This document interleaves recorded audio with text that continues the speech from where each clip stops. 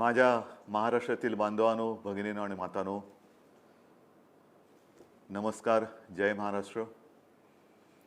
मध्ये मध्ये आपल्याला मी भेटत असतो आणि आपल्याला सुद्धा आता ह्या माझ्या भेटण्याची सवय झालेली आहे.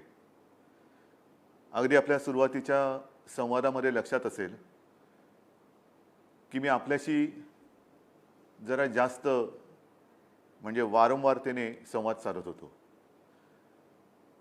ती परिस्थिती तशी होती आणि आत्ताची परिस्थिती सुद्धा नाही म्हटलं तरी तशीच आहे. मी ती आठवण का सांगितली? कारण तेव्हा बोलताना मी असं म्हणालो होतो की कदाचित ज्या ज्या वेळेला मी आपल्याशी असा संवाद साधतो तेव्हा आपल्या मनामध्ये एक भीती उत्पन्न होत असेल. जसं पूर्वी बागुलबुवा दाखवला जायचा, तसं मी काही बागुलबुवा नाही आहे. मी आपलाच एक कुटुंबीय आहे. मुख्यमंत्री म्हणून म्हणा, मी आपला कुटुंब प्रमुख आहे आणि एका काळजीपायी किंबहुना आपल्या हितासाठी मी आपल्याशी संवाद साधत असतो. आज आपल्याबरोबर संवाद साधताना पहिल्या प्रथम राष्ट्रसंत तुकडोजी महाराज यांना विनम्र अभिवादन करतो, कारण त्यांचा स्मृतिदिन. हे संत महात्मे ही एक आपली परंपरा, संतांची शिकवण, संत वचनं हे आपल्यावरती त्या त्या वेळेला जे काही उपकार करून गेलेले आहेत, किती वर्ष झाली, किती शतकं लोटली तरी देखील त्यांचे त्यावेळेचे जे काही अभंग असतील, इतर काही त्यांनी दिलेल्या आपल्याला गोष्टी असतील, त्या आजही जशाच्या तशा ताज्या आहेत, टवटवीत आहेत. जर त्यांच्याकडे आपण लक्ष दिलं असतं, किंबहुना अजूनही देऊ शकलो, तर बरीचशी संकट ही आपण टाळू शकलो असतो, किंबहुना टाळू शकतो. तुकडोजी महाराज यांचा उल्लेख केला, त्याचबरोबरीने गाडगे महाराज आलेच. गाडगे महाराज म्हटल्यानंतर साफ सफाई, स्वच्छता ह्या गोष्टी आल्या. आता त्यावेळेला या संतांनी प्रेमाने आपल्याला या गोष्टी सांगितल्या होत्या. काही वेळेला ऐकतो, काही वेळेला ऐकत नाही आणि मग त्याचे फटके हे असे आत्ता आपण जे काही भोगतो ते भोगावे लागतात. करोना आपल्याला सर्वांनाच कल्पना आहे. हा एक पाहुणा आहे, परदेशातून आलेला पाहुणा आहे. त्याचं उगमस्थान सगळ्यांनाच कल्पना आहे. चीनमधून तो जगभर पसरला. बाहेरून आलेला हा पाहुणा घरात घुसला आहे आणि आपल्याला सगळ्यांना व्यस्त करून टाकलेला. हा पाहुणा जा म्हटलं तरी काय जात नाही आहे. कसा जाणार, कधी जाणार? ठीक आहे, या पाहुण्याबद्दल मी बोलणारच आहे. पाहुण्याचा समाचार, ह्या अशा पाहुण्याचा समाचार आपल्याला घ्यायचाच आहे. पण या सगळ्या सूचना किंबहुना काही गोष्टी आपल्याला सांगण्यापूर्वी खास करून मुंबईसाठी जो एक मोठा निर्णय आहे तो सांगून मी ह्या आपल्या संवादाची सुरुवात करू इच्छितो. आपल्याला सर्वांना माहिती आहे की विधानसभा निवडणुकीच्या आधी किंबहुना त्याच्या आधीपासून मेट्रो आणि मेट्रोसाठी आरे येथे बांधत असलेल्या कारशेडचा मुद्दा हा ऐरणीवरती आला होता. आणि त्याही वेळेला अर्थात तेव्हा मी मुख्यमंत्री नव्हतो, निवडणूक लढवणाऱ्या एका पक्षाचा प्रमुख होतो, आजही आहे. आम्ही त्या गोष्टीला विरोध केला होता. याचं कारण अनेक पर्यावरणवादी ज्यांचं जीवसृष्टीवरती प्रेम आहे, नुसतं प्रेम नाही तर ही जीवसृष्टी, जसं आपण आज म्हणतो ना, माझे कुटुंब माझी जबाबदारी, तसंच ही जीवसृष्टी आपलं एक कुटुंब आहे. हे सगळे मिळून एक कुटुंब आहे आणि त्याची जबाबदारी ही कोणीतरी घ्यायला पाहिजे. आंदोलनं झाली, विरोध झाला, रेटून नेलं गेलं, रातोरात झाडं कापली गेली आणि त्या जे सत्याग्रही होते त्या सत्याग्रहींवरती गुन्हे दाखल केले गेले. आपल्या मंत्रिमंडळाने निर्णय घेतलेला आहे की त्यावेळेला ज्यांनी पर्यावरणासाठी जो सत्याग्रह केला, जे आंदोलन केलं, त्या पर्यावरणवाद्यांवरचे सर्व गुन्हे हे सरकार मागे घेत आहे. तसे आदेशसुद्धा झालेले आहेत. हे मागे घेतल्यानंतर तुम्ही म्हणाल, अहो पण ते आरे कारशेडचं काय, ज्याच्यासाठी आंदोलन केलं, सत्याग्रह केलं, त्याचं काय आहे ना, त्याच्याबद्दल सुद्धा सांगतो. आरेमध्ये याची आपल्याला कल्पना आहे की मागे मी आपल्याशी बोलताना आपल्याला सांगितलं होतं की जवळपास 600 एकर जागा ही आरेची आपण तिथे जंगल घोषित केलेलं आहे. हां, जंगल घोषित केल्यानंतर याचा अर्थ असा नाही की तिथे ज्या काही गोष्टी आता आदिवासी आहेत, आदिवासी पाडे आहेत, काही तबेले असतील, आणखीन काही गोष्टी, तिथल्या कोणाच्याही अधिकारावरती किंचित सुद्धा गदा येऊ न देता आपण हे जंगल घोषित केलं.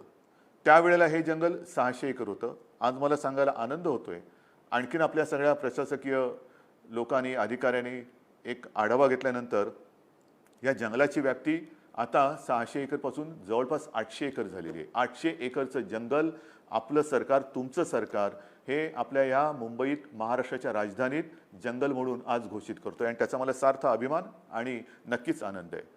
हे असं कुठेही जंगल नसेल जगाच्या पाठीवरती. शहरामध्ये जंगलात शहरं होत आहेत, पण शहरात जंगल होत नाहीये. हे एक बोलाची कडी आणि बोलाचा भात नाहीये. जे आहे ते टिकवणं आणि मग उरलेल्या जागेत विकास हा एक महत्त्वाचा भाग आहे. पण तरी देखील आरे कारशेडचं काय, आरेमध्ये जंगल केलं, कारशेडचं काय, त्याच्याहीबद्दल सांगतोय. निर्णय झालेला आहे.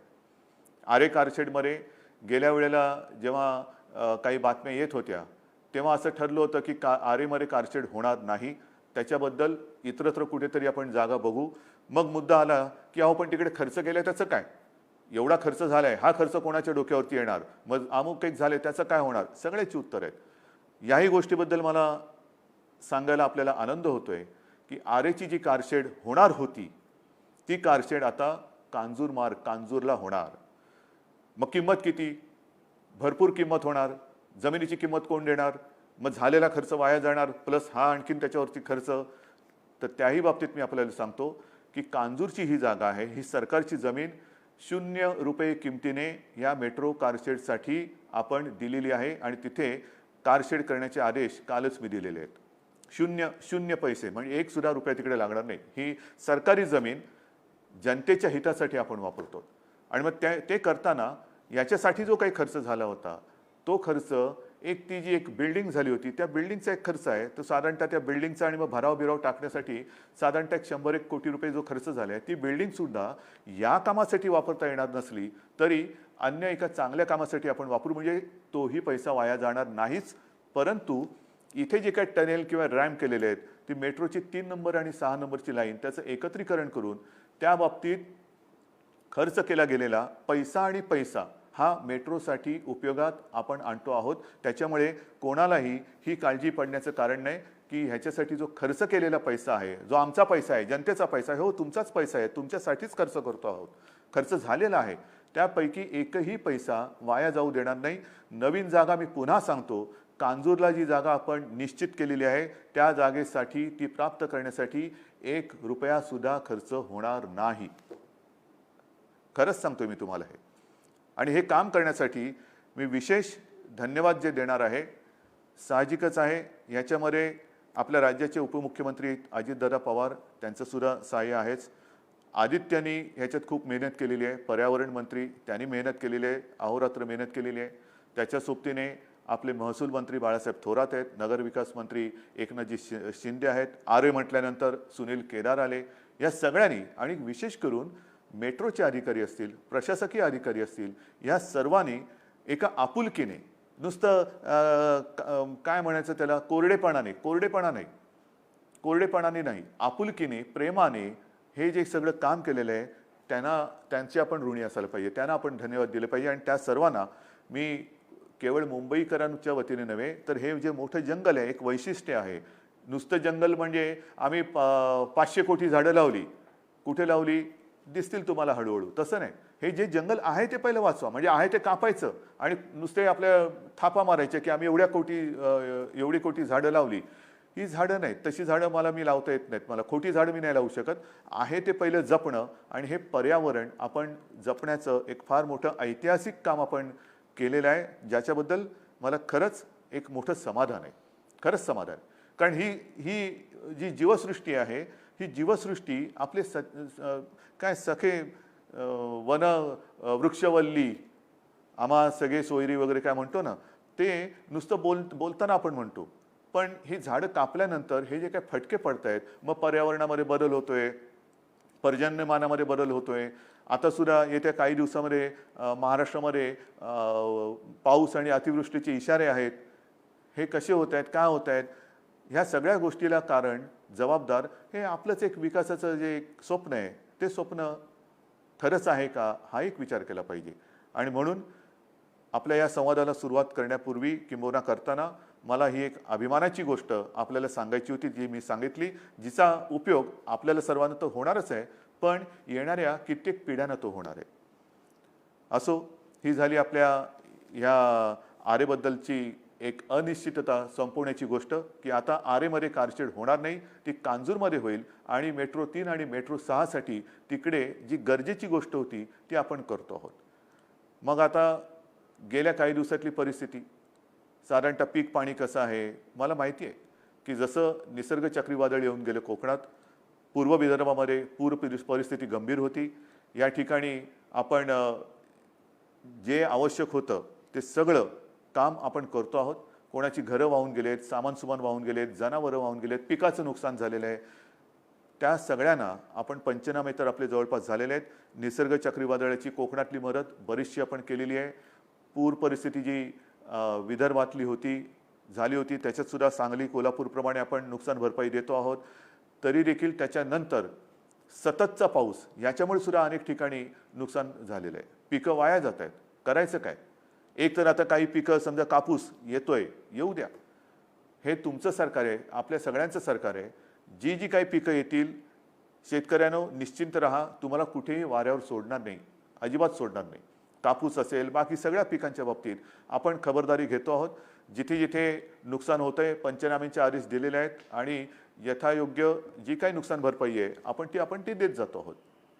हे करताना आपण जी एक घोषणा केली होती, जे विकेल ते पिकेल, हे एक आपलं कृषीचं धोरण आहे. म्हणजे काहीतरी वेडवाकडं पिकवत नाही बसायचं. उद्या कशाला बाजारपेठ आहे, कोणत्या दर्जाचं पीक आपण पिकवलं पाहिजे, याच्यासाठी आता जनजागृती आपण सुरू केलेली आहे. शेतकऱ्यांमध्ये आता जागृती करतो. कोणत्या दर्जाचं पीक तुम्ही पिकवलं पाहिजे, की ज्याला हमखास, हमी भाव हा एक भाग, पण हमखास भाव हा कशाला मिळेल, तर ज्याला हमखास भाव मिळेल ते पिकवण्यासाठी आपल्या सरकारचा आग्रह आहे.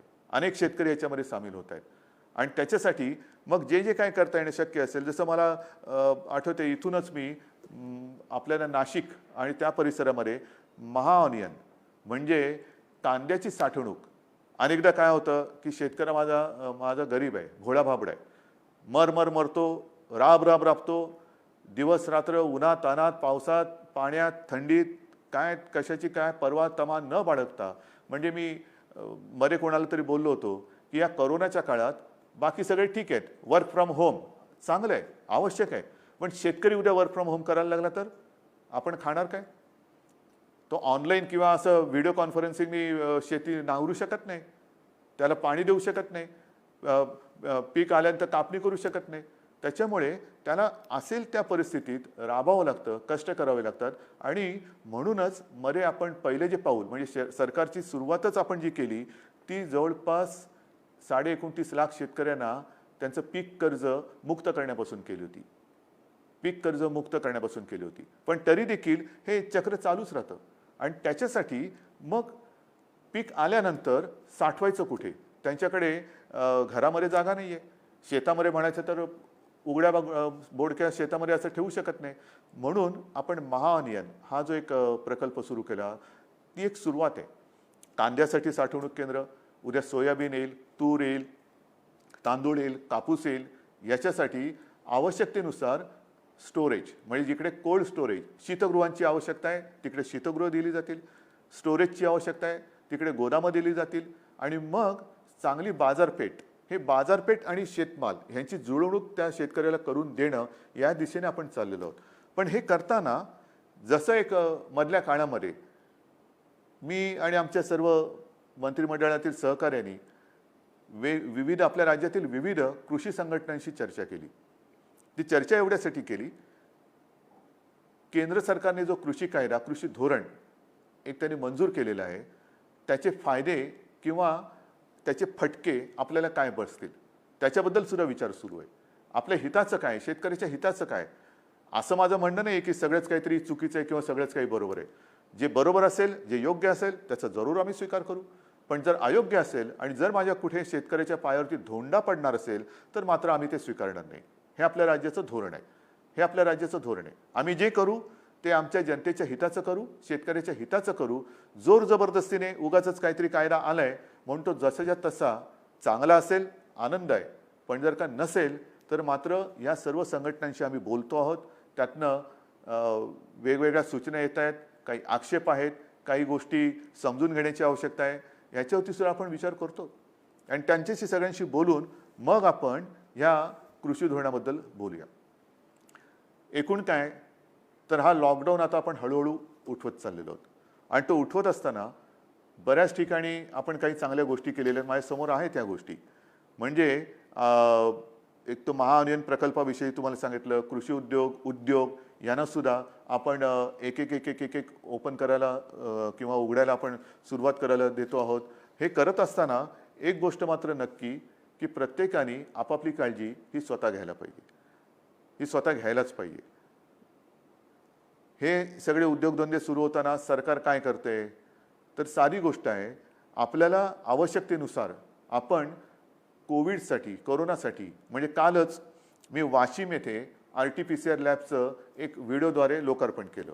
वाशिम म्हणजे सुरुवातीला जिथे आपल्याकडे एखाद दुसरी ही लॅब होती, आता त्या लॅबमध्ये आपण किती भर घातलेली आहे. जवळपास 450च्या आसपास सरकारी आणि त्याच्यात 100च्या आसपास खाजगी ही चाचणी केंद्र आपण आज राज्यभर सुरू केलेली आहेत. खूप मोठ्या प्रमाणावर करतोय. मोठ्या प्रमाणावरती आपण रुग्णशय्या वाढवतोय, बेड्स वाढवतोय, व्हेंटिलेटरची वाढ करतोय, सगळ्या गोष्टी करतोय.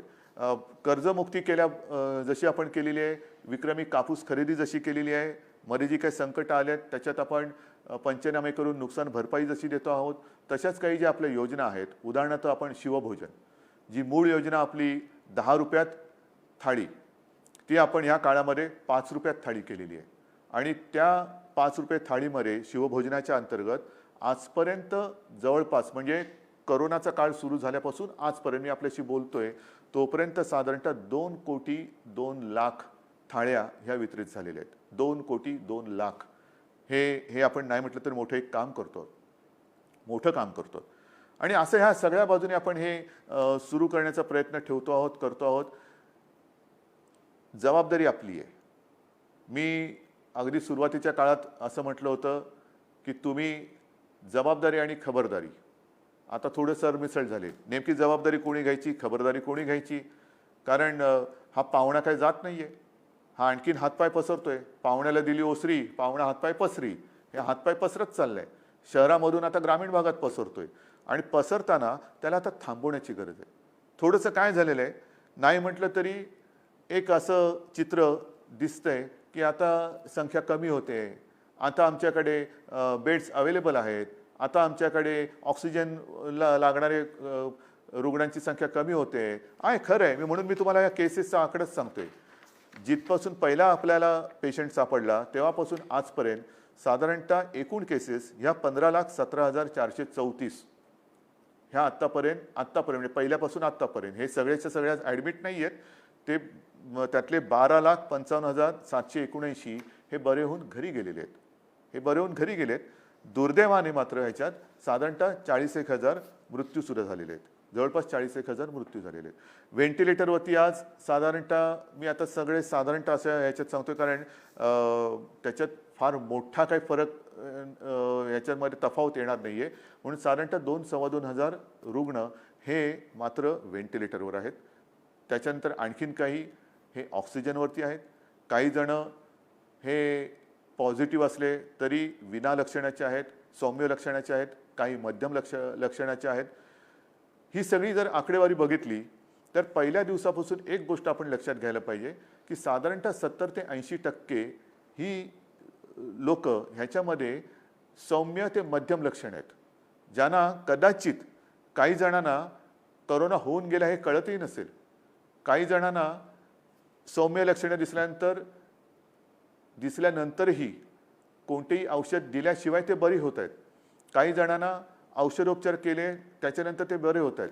मात्र काही जण मात्र ह्यांना खूप मोठा संघर्ष करावा लागतोय.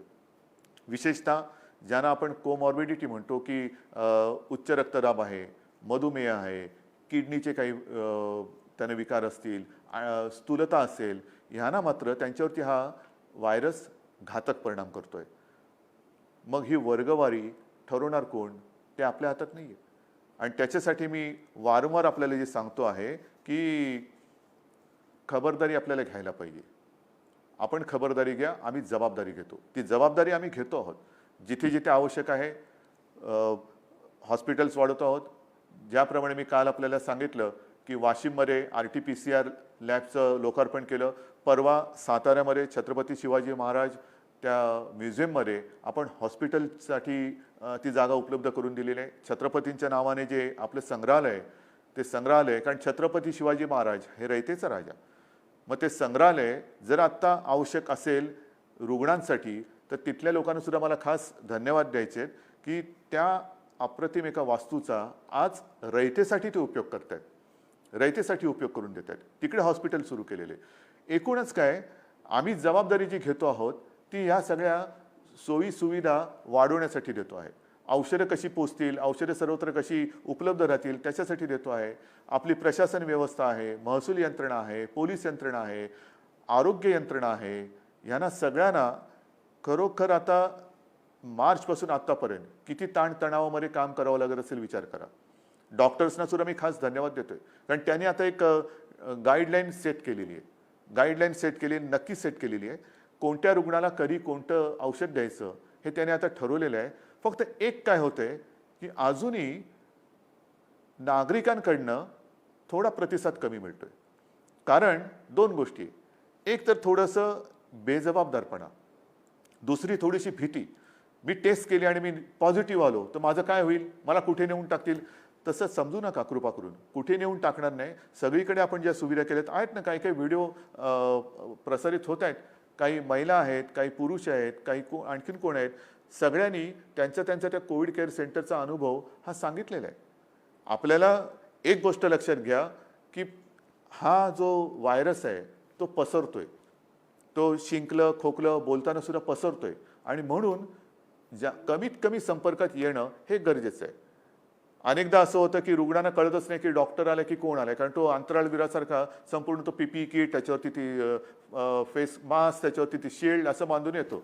म्हणजे असं ओळखीचं असलं तरी ओळखता येत नाही कोण आला, कारण हा आपल्याला एकमेव प्रतिबंधात्मक उपाय आहे. तर तुम्ही कोणी घाबरू नका. लवकर जेवढे याल तेवढे लवकर बरे होऊन घरी जाल. जेवढं तुम्ही अंगावर काढाल तेवढा तुम्ही स्वतःचा जीव तर धोक्यात घालतातच आहात, पण दुर्लक्ष करून जर कोणी पॉझिटिव्ह असेल तर तुम्ही जेवढा उशीर कराल तेव्हा तुमचा जीव धोक्यात घालताय आणि तुमच्या माध्यमातून तुमच्या कुटुंबाला संसर्गित करून कुटुंबाचा जीव धोक्यात घालताय. आणि म्हणून मला असं वाटतं की लवकर जर का कोणाला अशी शंका आली तर टेस्ट करून घ्या. टेस्ट केलं, पॉझिटिव्ह आलं म्हणजे बापरे बोलण्याची अजिबात गरज नाहीये.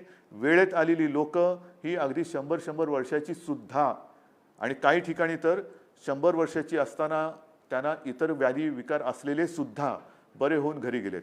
कारण का, वेळेमध्ये ते डॉक्टरांकडे आलेत. तर वेळेमध्ये येणं म्हणजे ह्या कोरोनाला औषध नसलं, वॅक्सिन नसलं तरी वेळेमध्ये येणं हे फार गरजेचं आहे.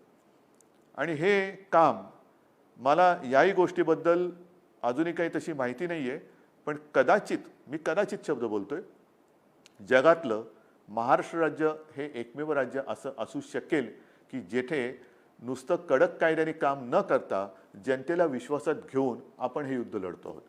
कारण हे युद्ध तुमचं आहे, आपलं आहे, सगळ्यांचं आहे. ह्याच्यामध्ये जनता जोपर्यंत सहभागी होणार नाही, ही जनतेची चळवळ जशी कधी चळवळ करतो, स्वातंत्र्याची चळवळ होतो, साधा सुद्धा माणूस जेव्हा तो रस्त्यावरती उतरला तेव्हा इंग्रजांना सुद्धा इथून जावं लागलं. 150 वर्ष राज्य करणारे इंग्रज घालवणारे आपण लोक आहोत, त्यांचेच आपण वंशज आहोत. तर करोना नाही घालू शकणार, घालू शकतो. जिद्द जर का सगळ्यांच्या मनात असेल, एक लोकेच्छा, लोकांनी जनतेने इच्छा केली की बस आता हे बस झालं, हे आता मात्र या करोनाला मी हद्दपार केल्याशिवाय राहणार नाही.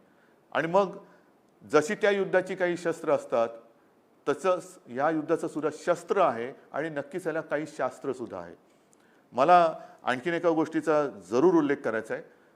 जी एक मोहीम आपण संपूर्ण राज्यभर राबवतो आहोत, माझे कुटुंब माझी जबाबदारी, मला याही बाबतीत आपल्याला सांगायचं आहे, सर्वांना मला धन्यवाद तर द्यायचेच आहेत, पण विशेष धन्यवाद ही मोहीम राबवणारे आपले जे काही सगळे आरोग्य कर्मचारी आहेत, मग आपल्या आशा वर्कर्स आहेत, अंगणवाडी सेविका आहेत, आरोग्य कर्मचारी आहेत, महसूल यंत्रणा आहे, पोलीस आहे. खरंच तुम्हाला मी किती कोणत्या शब्दात धन्यवाद तुमचे मारू, माझ्याकडे शब्द नाही आहेत, खरंच शब्द नाही आहेत. हा देखावा नाही आहे, कारण गेल्या आठवड्यात माझ्या घरी सुद्धा ही टीम येऊन गेली. आमच्याही कुटुंबियांची त्यांनी चौकशी केली.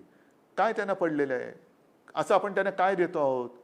मग मी त्या सगळ्या महिला होत्या, त्यांना ताईनं म्हटलं, ताई बसा जरा, मला सांगा तुमचा दिवस कधी सुरू होतो, तुम्ही राहता कुठे, कोण कुठे डोंबिवलीला राहते, कोण इकडे राहते, कोण तिकडे राहते, सकाळ झाली का आपले कामावर रुजू होतात.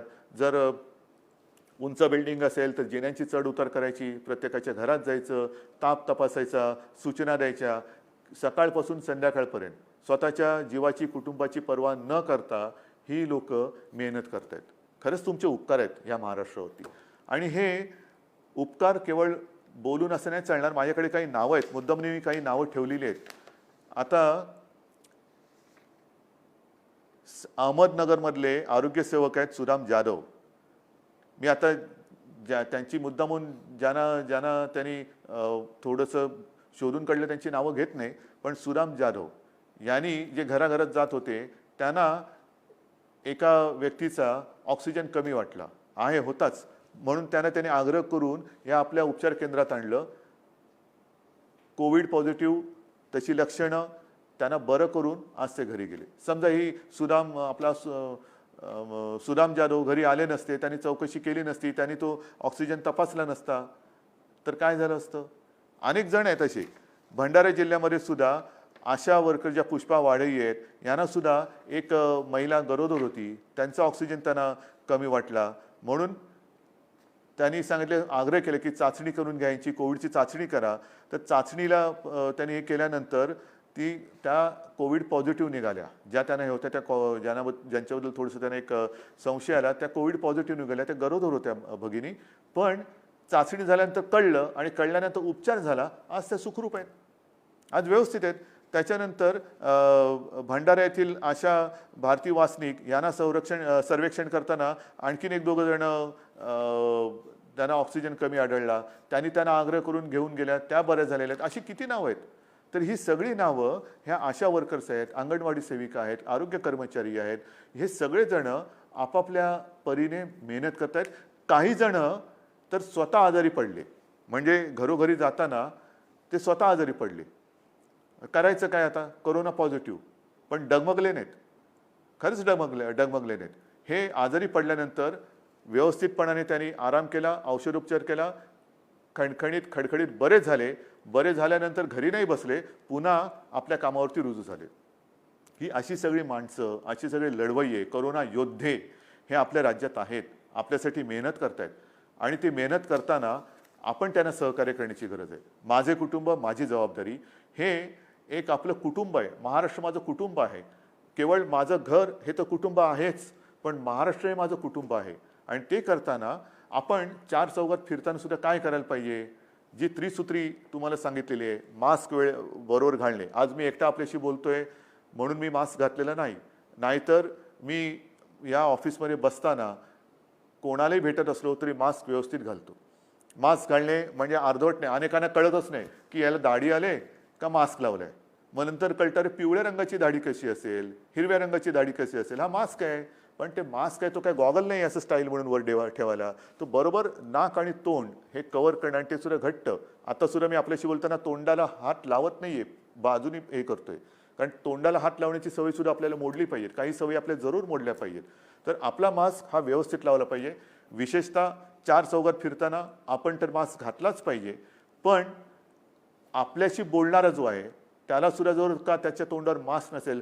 अनेकांना काय सवय आहे की इकडे तिकडे फिरताना मास्क घालतात आणि बाजूला जवळ येऊन मास्क घालून मी काय म्हणतो, अरे काही बोलायचं तू काही म्हण, पण मास्क तोंडावर घालून म्हण. मी काय म्हणतो तर त्याला सांग पहिलं मी काय म्हणतो, मास्क तोंडावर घाल. तर नाक आणि तोंड हे झाकून ठेवलं पाहिजे. कारण आपण मास्क घातला असला आणि त्यांनी मास्क काढला असला तरी एक लक्षात घ्या की आपण नाक आणि तोंड बंद ठेवलेलं असलं तरी आपले डोळे उघडे आहेत. म्हणजे डोळे उघडे म्हटल्यानंतर त्या उघड्या डोळ्यांनी बघितलं पाहिजे की ह्याचा मास्क खाली आहे, आणि त्याला सांगायला पाहिजे की तू मास्क तुझा नाकावर तोंडावरती घे. कारण हा कोरोनाचा जो व्हायरस आहे तो डोळे, नाक आणि तोंड यातून आपल्या शरीरात जातो. हात स्वच्छ धुत राहा. का धुत राहा, आपल्याला कल्पना आहे जे नवीन नवीन आता अभ्यास येत आहेत, रिसर्च येत आहेत, त्यानुसार विविध पृष्ठभागावरती हा व्हायरस किती काळ जिवंत राहू शकतो. काही तासांपासून म्हणजे 1-2 तासापासून 72 तासापर्यंत हा जिवंत राहू शकतो, असा प्राथमिक निष्कर्ष आहे. काही जण म्हणतात की हा एअरबॉर्न आहे, म्हणजे हवेतनं सुद्धा पसरतो. तर हात स्वच्छ का धुत राहायचं? कारण मानवी त्वचेवरती हा व्हायरस जवळपास 9 तास जिवंत राहू शकतो. 9 तास. हा हा रिसर्च मी नाही केलेला. हा रिसर्च माझ्यासमोर जे कागद पडलेत आणि विविध ठिकाणच्या ज्या एजन्सीज आहेत त्यांच्यापासून आलेले. म्हणजेच आपल्याला एक तर नको तिकडे हात न लावणं, कारण टेबलावरती करायची व्हायरस अधिक काळ जिवंत राहू शकतो. सार्वजनिक आपण रेल्वेमधून फिरताना, बसमधून फिरताना, इकडे तिकडे जाताना समजा आधी कोणाचं व्हायरस तिकडे चिकटलेला असेल, तो किती तास जिवंत राहिला आणि त्यालाच हात लावला आणि लावला नाकातोंडाला हात, काही उपयोग नाही तुमच्या मास्कला. म्हणून एक तर सार्वजनिक ठिकाणी मास्क काढायचा नाही. सार्वजनिक स्वच्छतालयात म्हणजे शौचालयात मास्क अजिबात काढायचा नाही. रेल्वेमधनं, बसमधनं, इतर ठिकाणी सुद्धा मास्क काढायचा नाही. शक्यतो रेल्वेमधनं तुम्ही म्हणाल रेल्वे सुरू कुठे केल्यात अजून सांगतो त्याच्याबद्दल बोलतो. पण एस-टी असेल, बसेस असतील किंवा या काही पब्लिक ट्रान्सपोर्ट ज्याला म्हणतो, तिथे एकतर कमीत कमी बोलायचं, शक्यतो बोलायचं नाही. मास्क हा घालून ठेवायचा. लावल्यानंतर हात धुतल्याशिवाय राहायचं नाही. जे मी संतांचं म्हटलं होतं, संत वचनं, ती परंपरा आहे आपली. लहानपणी मला आठवते घरी आल्यानंतर होती, स्वतः बाळासाहेब किंवा माझे आजोबा, आम्ही शाळेतनं आल्यानंतर खेळून आल्यानंतर जा पहिला बाथरूममध्ये हातपाय धु, कपडे बदल. हेच तर कोरोना सांगतोय, हातपाय धु, कपडे बदल.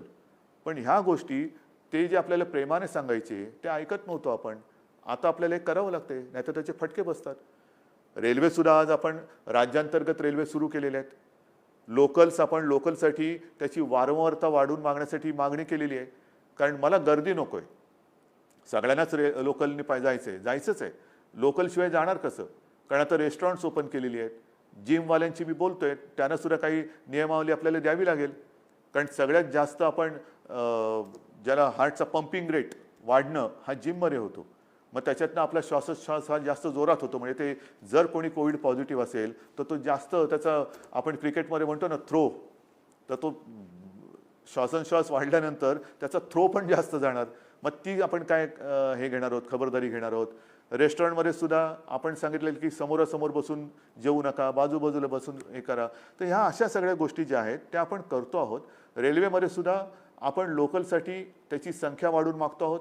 ती वाढल्यानंतर आपण अधिक लोकांना त्याच्यात प्रवास करायला देऊ.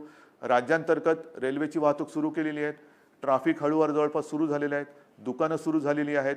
कार्यालयामध्ये सुद्धा हळूहळू उपस्थिती वाढवत आहोत. पण माझे कुटुंब माझी जबाबदारी ही जी मोहीम आहे, त्या मोहिमेअंतर्गत मी जेव्हा राज्याच्या जिल्हाधिकारी किंवा इतर अधिकाऱ्यांशी व्हिडिओ कॉन्फरन्स केली, तेव्हा मला काही गोष्टी चांगल्या मिळाल्या. जाहिराती तर आपण करतो आहोत, रेल्वेवरती करणार, बस, एस-टी सगळे करतो. कोल्हापूरमध्ये त्यांनी मला सांगितलं की साहेब, आम्ही आमच्या दुकानावरती स्टिकर लावलेले आहेत, प्रवेश मास्क नाही, प्रवेश नाही, नो मास्क नो एंट्री. किती सोपी गोष्ट आहे. No mask no entry, mask नाही, प्रवेश नाही. म्हणजे अगदी रिक्षा असेल, टॅक्सी असेल, बस असेल, दुकानं असतील, कार्यालय असेल, सगळीकडे हे एक सूत्र, ज्याच्या तोंडावर मास्क नाही त्याला प्रवेश नाही. दुकानदाराच्या तोंडावर मास्क नाही, बाबा तुझ्या दुकानात मी प्रवेश करणार नाही. तर ही जर का गोष्ट प्राथमिक आपण पाळली आणि ह्या गोष्टी जर का आपण अंगावळी पाडून घेतल्या, या जीवनशैली आपण अंगीकारली, तर मला असं वाटतं वॅक्सिन येईल तेव्हा येईल, औषधं येईल तेव्हा येतील. परंतु आपण मात्र जसं self defence, black belt, mask हा आपला ब्लॅक बेल्ट आहे. मास्क हा आपला ब्लॅक बेल्ट आहे. साधारणतः आपण म्हणतो ना की अरे याच्या नादी न लागलेलं बरं, हा ब्लॅक बेल्ट आहे, काय कुठे काय हाणेल आपल्याला सांगता येत नाही. तसं मास्क आहे म्हटल्यानंतर व्हायरस बोलेल याच्या नादी न लागलेलं बरं, हा ब्लॅक बेल्ट आहे मला. तर हे सत्य आहे. आणि म्हणून मी आपल्याला परोपरीने सांगतो आहे की ज्या गोष्टी आपण करतो आहोत त्या गोष्टी पुन्हा बंद करण्याची वेळ येता कामा नये. कारण परदेशांमध्ये जिथे जिथे थोडीशी लाट कमी झाली असं वाटलं, जसं आज आपल्याला थोडंसं वाटतंय, बेड्स उपलब्ध आहेत, आता काय करू, बंद करू का? नाही, ते बेड्स सर्वदा रिकामे राहावेत ही माझी इच्छा आहे, हा माझा प्रयत्न आहे. पण परदेशामध्ये मग युरोप असेल, अमेरिका असेल, इस्रायल असेल, इथे काही ठिकाणी काही अंशी पुन्हा लॉकडाऊन करतायत. पुन्हा लॉकडाऊन. मला असं वाटतं ब्रिटनमध्ये तर त्यांनी जी नियमावली दिलेली ती त्यांनी सांगितली की किमान पुढचे 6 महिने ही नियमावली राहील. म्हणजे लग्न समारंभ असतील तर उपस्थिती कमी राहील. शाळा, कॉलेजेस ह्याच्याबद्दल सुद्धा त्यांनी केलेलं आहे. मास्क नसेल तर कडक दंड आहे. फार मोठ्या पैशांचा ते दंड लावत आहेत. मला या गोष्टी आत्ता तरी करायच्या नाही आहेत. पण जर का आपण खबरदारी घेतलीत आणि नाही घेतली तर म्हणजे आपण आता विचार करा, मास्क हवा की लॉकडाऊन हवा, हात धुत राहणं बरं की लॉकडाऊन बरा, एकमेकापासून अंतर ठेवणं बरं की लॉकडाऊन हवा, कामावरती न जाणं जायला हवं की न जाणं हवं, अनावश्यक घराबाहेर पडू नका, उगाचच इकडे तिकडे भटकू नका. आपल्याला कोणत्याही परिस्थितीत पुन्हा लॉकडाऊन करावा लागेल अशी परिस्थिती राज्यात निर्माण होऊ द्यायची नाहीये. आणि मला खात्री आहे तुमचं नाही म्हटलं तरी या सरकारवरती आमच्यावरती एक प्रेम आहे, विश्वास आहे. आजपर्यंत सर्व धर्मियांनी जे जे काही मी सांगत आलो ते पाळलेलं आहे. गणपती येऊन गेले, नवरात्री येत आहेत, दिवाळी येते आहे, म्हणून मी मंदिरांच्या बाबतीत सुद्धा थोडासा हळुवारपणाने जातोय. कारण काही जण असं म्हणतात हे उघडलं आणि ते उघडत नाही. थांबव बाबा, तुमच्यावरती जबाबदारी नाही, जबाबदारी आमच्यावरती आहे. आमच्यावरती जबाबदारी आहे आणि नुसती जबाबदारी नाही आहे, आमच्या जनतेवरती प्रेम आहे आणि म्हणून आम्ही या गोष्टी करतोय. उगाच काहीतरी तंगड्यात तंगडं घालायचं आणि सगळ्या गोष्टी बंद ठेवायचं या मानसिकतेचे आम्ही नाही आहोत. पण नवरात्र आता आलेलं आहे, त्याच्यानंतर दिवाळी आहे, इतरही धर्मियांचे सण येत आहेत. आपल्याला खूप खूप काळजीपूर्वक एक एक गोष्टी करत जावे लागणार आहेत. कारण हळूवार आपण सगळे दार उघडतो आहोत. या उघडलेल्या दारातून सुबत्ता आली पाहिजे, समृद्धी आली पाहिजे, कोरोना व्हायरस येता कामा नये. तर आणि तरच ह्या उघडलेल्या दारांना अर्थ आहे. नाहीतर उघडलं दार आणि घुसला व्हायरस आत तर मात्र आपल्याला कोणी वाचू शकत नाही. आणि म्हणून ज्या काही सूचना आम्ही तुम्हाला देतो आहोत, ज्या आजपर्यंत तुम्ही पाळल्या, जे सहकार्य तुम्ही आजपर्यंत दिलं तेच सहकार्य मला यापुढे सुद्धा पाहिजे. मुंबईमध्ये फिरताना इतरत्र सुद्धा मी बघतोय की हळुवारपणे आता लोक थोडीशी निर्धास्त होत आहेत. निर्धास्त होऊ नका. मास्क हा तोंडावरती दिसलाच पाहिजे. सार्वजनिक ठिकाणी एकमेकाशी बोलताना मास्क हा असलाच पाहिजे, अंतरे ठेवलं गेलंच पाहिजे. ही त्रिसूत्री जर का तुम्ही पाळणार नसाल तर मग मात्र ह्या कोरोना व्हायरससाठी आपला जसा गेटवे ऑफ इंडिया आहे, सताळ द्याला दारच नाही आहे, मग तो कुठेही येईल कुठेही जाईल, तर तसं आपल्याला काही करायचं नाही आहे. आपण अत्यंत खबरदारीने, सुजाणतेने, सजगपणाने आपल्याला हवं तसं आयुष्य आपण जगणार आहोत कोरोना व्हायरस वगळून.